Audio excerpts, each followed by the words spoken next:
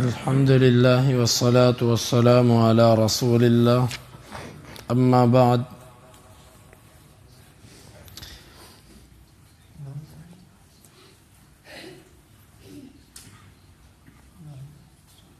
امام بخاری فرماتے ہیں کہ ہمیں بیان کیا اسماعیل بن عبداللہ نے، وہ کہتے ہیں ہمیں بیان کیا سلیمان بن بلال نے ہشام بن عروہ سے، وہ کہتے ہیں مجھے خبر دی عروہ بن زبیر نے عائشہ رضی اللہ عنہا سے جو اللہ کے نبی صلی اللہ علیہ وسلم کی بیوی ہیں، ان رسول اللہ صلی اللہ علیہ وسلم مات و ابو بکر بالصنح، اللہ کے نبی صلی اللہ علیہ وسلم فوت ہوئے اور ابو بکر صنح مقام پر تھے۔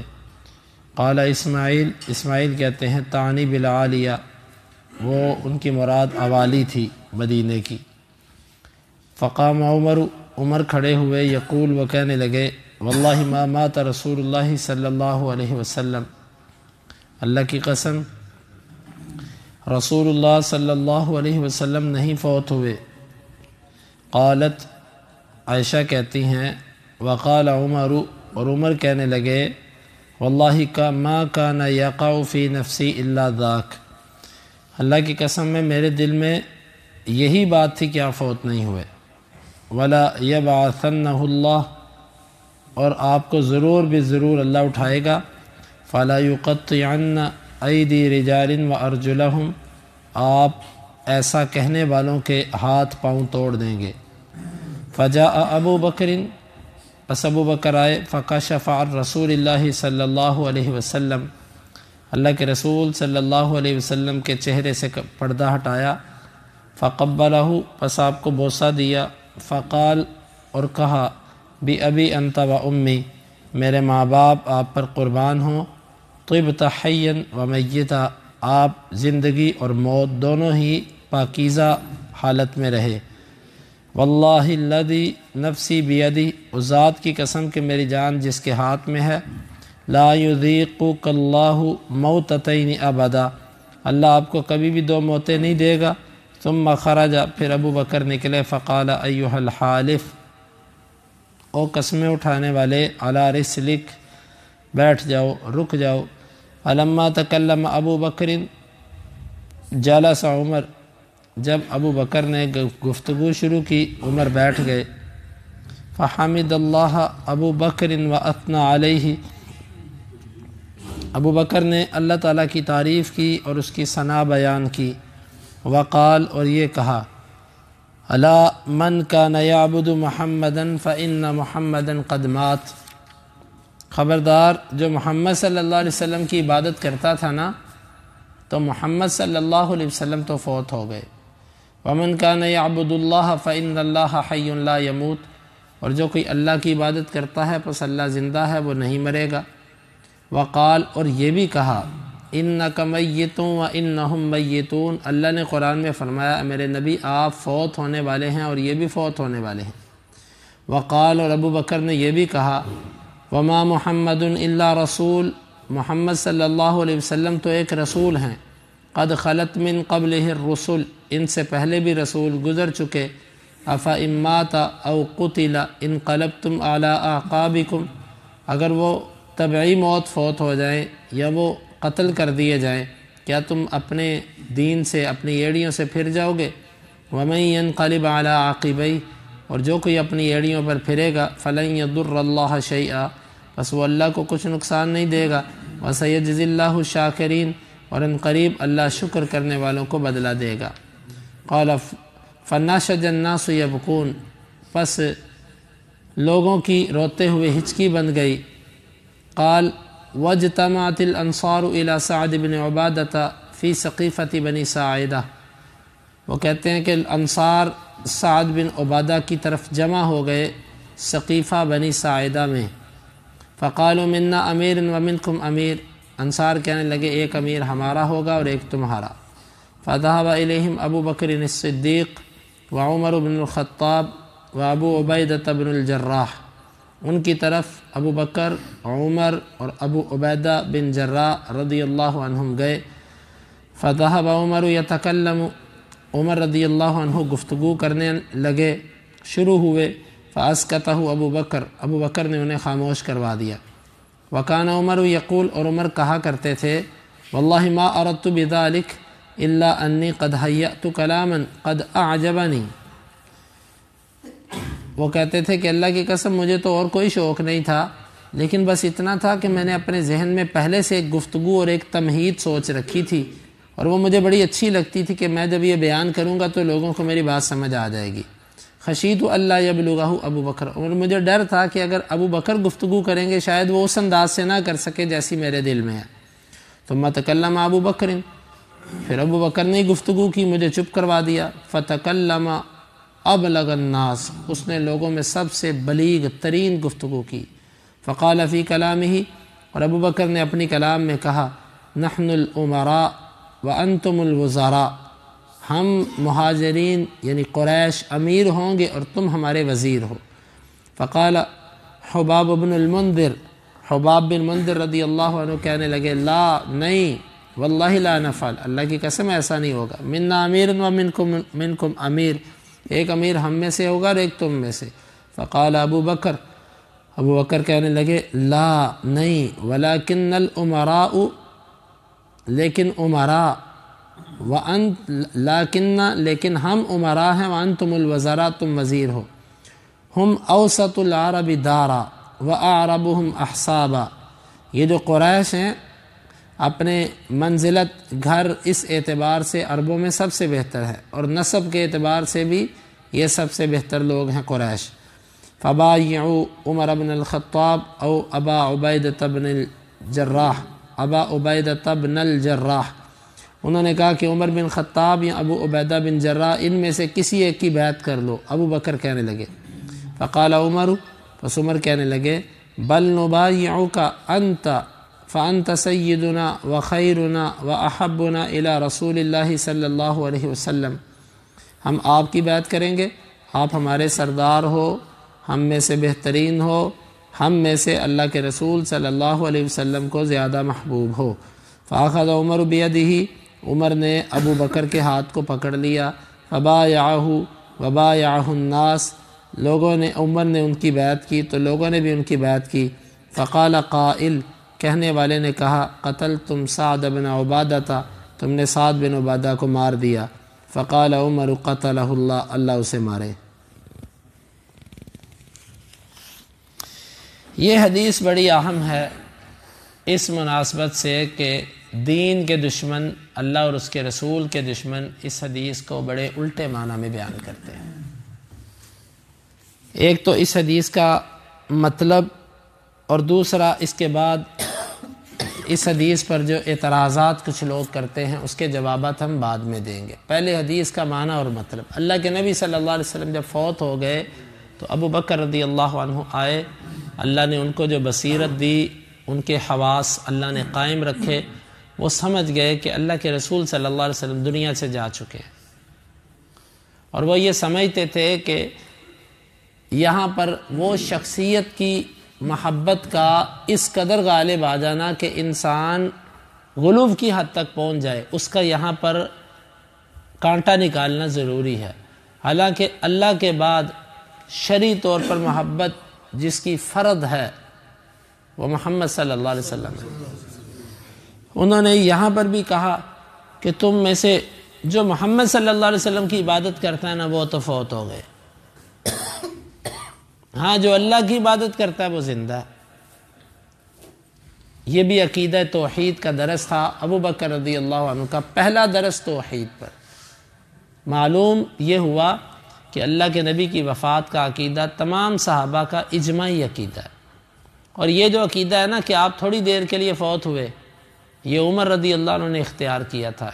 وہ کہتے ہیں کہ میں نے کہا کہ آپ کو ابھی اللہ دوبارہ اٹھا دے گا، تو عمر رضی اللہ عنہ نے جو سمجھا اس کے بعد ان کو بات سمجھ آ گئی جو ابو بکر کو سمجھ آئی تھی۔ تمام صحابہ نے یہ عقیدہ اختیار کیا، اجماعی اور اتفاقی عقیدہ، انصار اور مہاجرین، کسی نے نہیں کہا کہ تم تو توہین کر رہے ہو اللہ کے رسول کی۔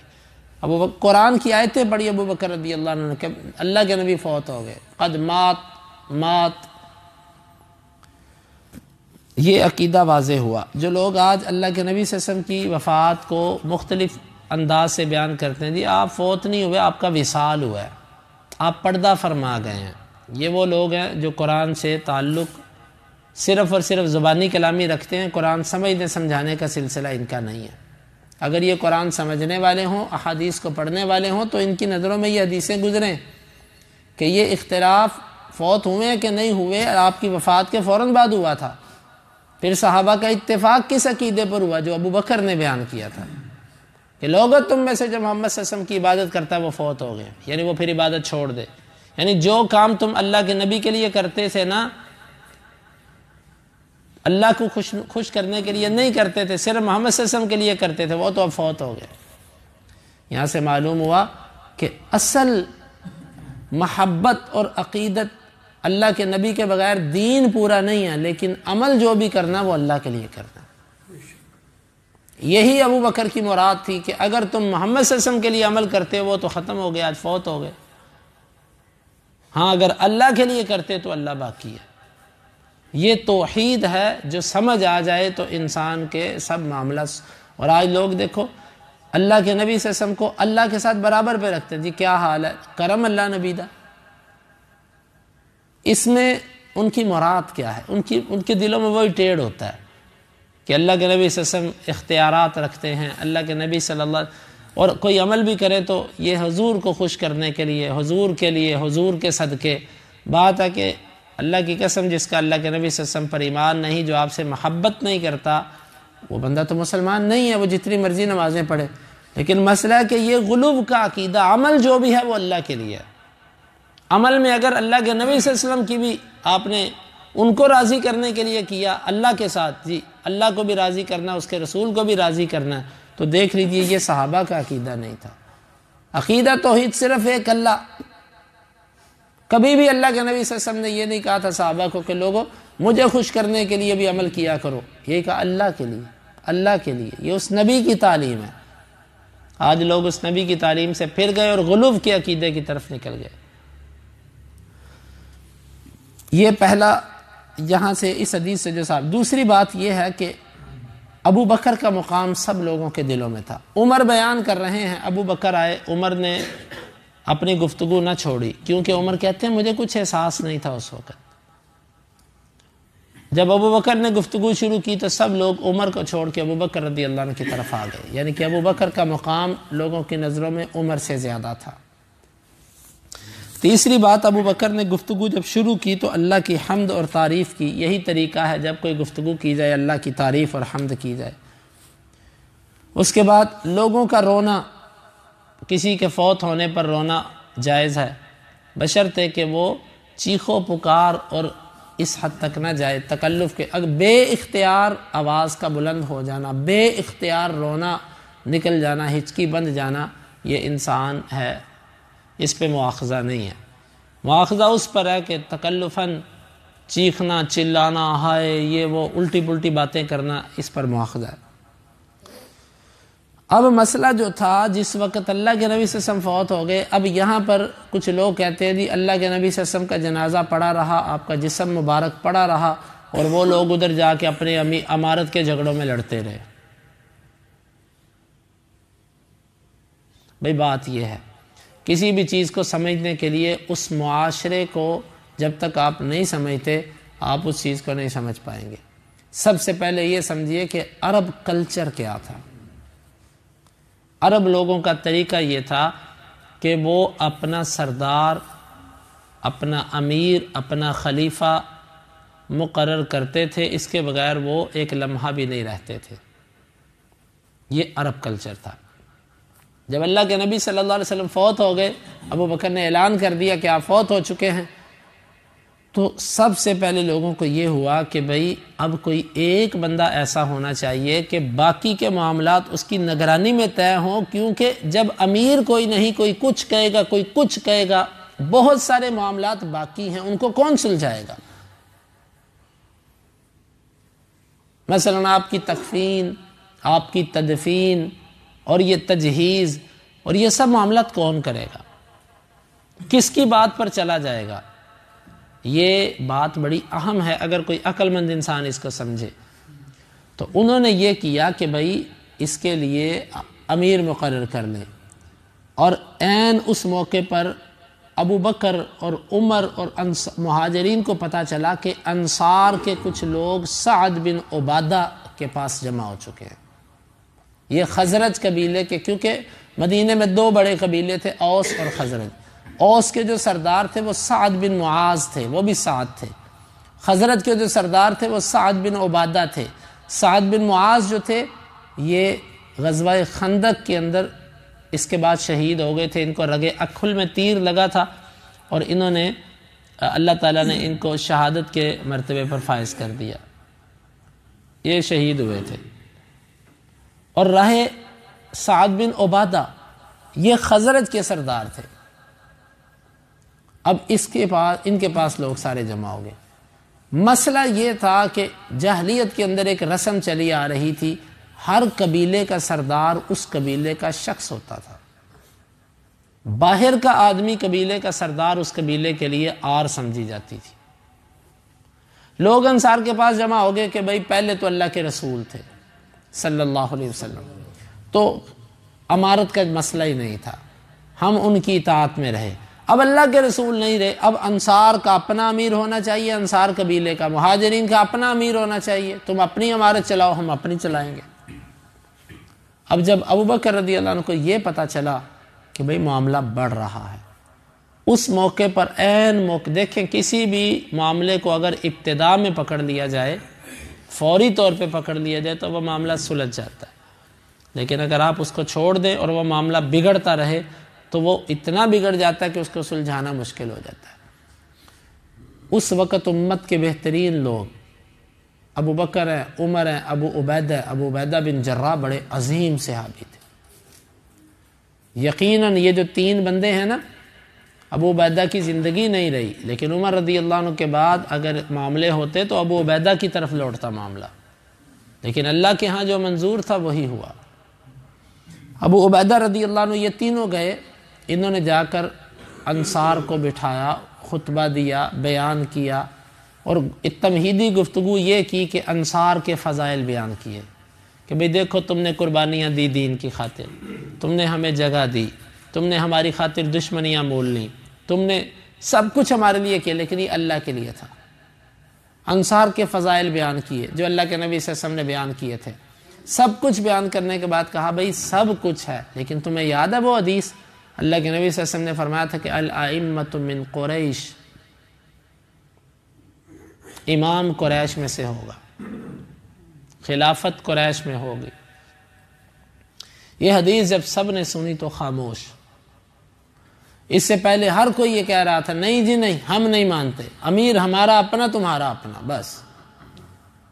ابو بکر نے جب یہ حدیث سنائی سب لوگ خاموش۔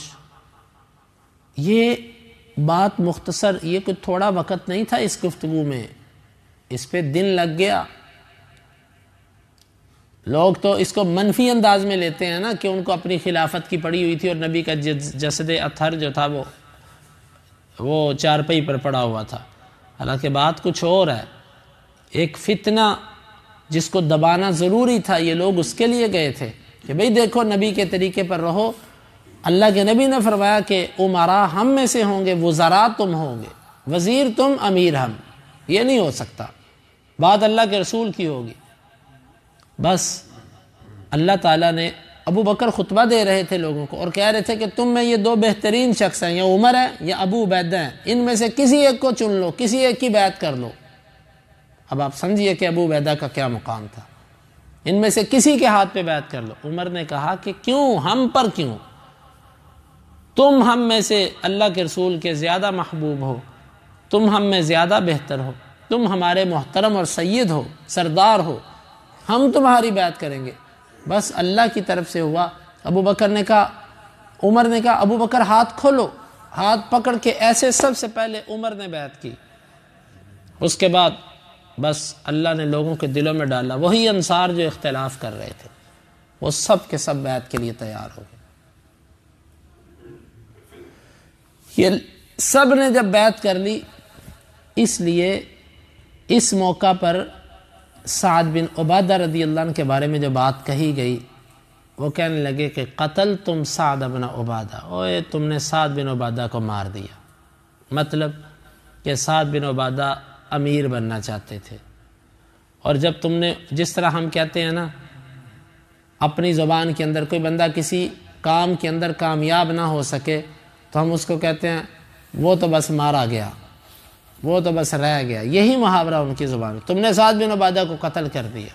قتل کرنے سے مراد یعنی تم نے اس کو اس کے مقصد کے اندر اس کی سوچ میں ناکام کر دیا۔ اور عمر رضی اللہ عنہ کا یہ جو قول ہے نا، یہ بڑا بعض لوگ اس کا معنی سمجھ نہیں پائے۔ وہ عمر نے کہا تھا قتلہ اللہ، اس سعد کو اللہ مارے۔ اس کا کیا مطلب ہے؟ مطلب یہی ہے اس کا کہ جس وقت دو مطلب اس کے بیان، بعض اہل علم کہتے ہیں یہ بد دعا تھی عمر رضی اللہ عنہ کی طرف سے کہ اللہ اس کو مارے، کیونکہ انہوں نے اپنے آپ کو امارت کے لیے آگے کیا تھا اور غصہ تھا عمر رضی اللہ عنہ کو۔ دوسری حدیث کے اندر لفظ بھی انا مغضب، میں غصے میں تھا۔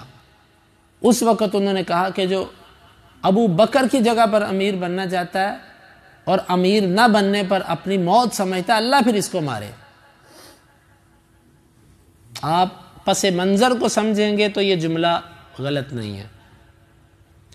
دوسری بات یہ ہے کہ دوسرا معنی اس کا یہ بیان کیا جاتا ہے جو میں نے آپ کو ابھی بتایا، کوئی بندہ کسی کام کسی مشن کے اندر کامیاب نہ ہو سکے تو اس کے لیے یہ لفظ بولا جاتا ہے وہ تو مارا گیا۔ آپ بھی کہتے ہیں یارو مارے گئے یار اسی، کہ اس کا مطلب مرنا نہیں ہوتا، اس کا مطلب ہوتا ہے اپنے مقصد میں ناکام ہو گئے۔ تو یہ تھا کہ تم نے سعد بن عبادہ کو نظر انداز کر دیا، تم نے سعد بن عبادہ کو جو وہ چاہتا تھا وہ پورا نہیں ہونے دیا۔ تو عمر رضی اللہ عنہ نے کہا کہ اللہ اس کا یہ پورا نہ ہونے دے، اللہ اس کو اس میں کامیاب نہ ہونے دے جو وہ چاہتا ہے۔ تو یہ جو بات تھی عمر رضی اللہ عنہ کی، اس معنی کے اندر اس نظریے سے یہ بات بالکل ٹھیک ہے، اس کے اندر کچھ ایسا نہیں ہے کہ جو بد دعا ہو۔ باقی سعد بن عبادہ رضی اللہ عنہ وہاں سے نکل گئے مدینے سے، اور وہ جو تاریخ کے اندر آتا ہے جو ان کے بارے میں آتا ہے کہ وہ شام کی طرف نکل گئے اور وہاں پر وہ پھر اپنے غسل کرتے ہوئے وہ فوت ہو گئے۔ ہم ایسے معاملات پر خاموش رہتے ہیں، ان معاملات پر ہم گفتگو نہیں کرتے۔ ہم کہتے ہیں کہ یہ جو معاملات ہیں صحابہ کرام کے، تلک امت قد خلت، یہ امت ہے، یہ گزر چکی ہے۔ اب جو لوگ معاویہ رضی اللہ عنہ پر طعن کرتے ہیں کہ معاویہ رضی اللہ عنہ نے علی رضی اللہ عنہ کی بیعت نہیں کی، ہم کہتے ہیں کہ علی رضی اللہ عنہ کا حق تھا، علی رضی اللہ عنہ کی بیعت ہونی چاہیے تھی۔ معاویہ رضی اللہ عنہ نے بیعت نہیں کی، ان کا یہ عمل درست نہیں تھا، لیکن صحابی ہے، اجتہادی خطا ہوئی، ہم خاموش رہے، ہم ان کے اس عمل کو ٹھیک نہیں کہتے۔ نہیں جی آپ بتاؤ جی جو آپ بیعت نہ کرے وہ باغی ہوتا ہے۔ اب یہاں پر سعد بن عبادہ ہیں، صحابی ہیں، ان کے بارے میں کیا کہیں گے؟ پھر ہم نے پہلے بھی عرض کی تھی آپ سے کہ علی رضی اللہ عنہ نے بھی 6 ماہ بعد بیعت کی۔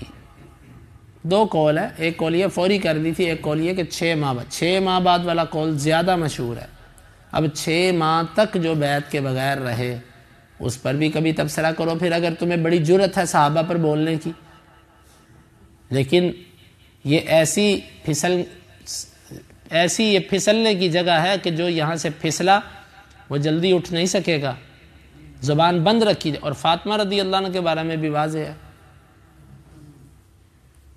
تو اس لیے ہم کہتے ہیں کہ اگر تم معاویہ رضی اللہ عنہ کے بیعت نہ کرنے پر بولتے ہو معاویہ رضی اللہ عنہ کے بارے میں، تو جناب علی رضی اللہ عنہ اور فاطمہ رضی اللہ عنہ یہ کام اس سے پہلے کر چکے ہیں۔ میرے منہ میں خاک اگر میں علی رضی اللہ عنہ یا فاطمہ رضی اللہ عنہ کے بارے میں کچھ ایسی بات کہنا چاہوں، میں اپنے ایمان سے عاری نہیں ہونا چاہتا، لیکن ایک بات ہے کہ ایسے لوگوں کو صرف آئینہ دکھانے کے لیے کہتے ہیں کہ تم اگر ایک ترازو پکڑتے ہو تو اس میں ڈنڈی تو نہ مارو نا، پھر سب کے لیے ترازو برابر رکھو۔ حالانکہ ہم یہ پسند نہیں کرتے کہ تم سیدنا علی رضی اللہ عنہ یا سیدہ فاطمہ الزہرا رضی اللہ عنہ اس کے بارے میں کوئی بات کہو، لیکن ایک بات ہے جب تم معاویہ رضی اللہ عنہ پر جرأت کرتے ہو تو پھر اور نام لیتے ہو انصاف کا، جی بات ہم انصاف، تو انصاف یہاں تمہارا کہاں جاتا ہے؟ تو اس لیے یہ جو صحابہ کرام کے معاملات ہیں اس کے اوپر زبان بند رکھنی چاہیے۔ یہ چیزیں کتابوں میں لکھی ہوتی ہیں، لیکن لکھے ہونے کا مقصد ایک تاریخ ہر چیز لکھتی ہے، اچھائی بھی لکھتی ہے اور جو چیزیں کچھ کمزور ہوتی ہیں وہ بھی لکھتی ہے، لیکن اس کا یہ معنی نہیں ہوتا کہ ہم اس سے لوگوں کے اندر اشتعال پیدا کریں۔ اب یہ حدیث میں نے بھی آپ کے سامنے بیان کیا، لیکن میرے ذہن میں ہے کہ میں آپ لوگوں کے ذہنوں کو سعد بن عبادہ رضی اللہ عنہ کے بارے میں منفی نہ بننے دوں، کیونکہ وہ صحابی ہے، ان کی یہ غلطی تھی، اللہ معاف کرے گا، ان کی نیکیاں اتنی زیادہ ہیں کہ اللہ تعالیٰ ان کی غلطیوں کو معاف کر دے گا، اس کی مرضی ہے، لیکن ہم ان کی ایک ایسی چیزوں کو پکڑ کے ان کی خدمات کو بالکل ہی نظر انداز کر دیتے ہیں، تو یہ ان کے لیے تو نقصان دہ نہیں ہے، ہمارے لیے نقصان دہ۔ ان کے بارے میں منفی سوچ انہیں کچھ نہیں، دیکھیں سورج اور چاند پر تھوکیں گے وہ آپ کے منہ پر آئے گا، ان کو اس کا کچھ ضرر نہیں ہے، ضرر ہمیں ہی ہے اس کا۔ تو یہ ہے یہ حدیث، باقی اس پر مزید انشاءاللہ گفتگو وہ آئے گی۔ اللہ تعالیٰ سے دعا ہے اللہ تعالیٰ ہمیں سمجھنے کی اور عمل کی توفیق عطا فرمائے۔ اللہم انفعنا بما علمتنا وعلمنا ما ينفعنا وزدنا علما وآخر دعوانا ان الحمد للہ رب العالمین۔ حدیث نمبر 3667 اور 68۔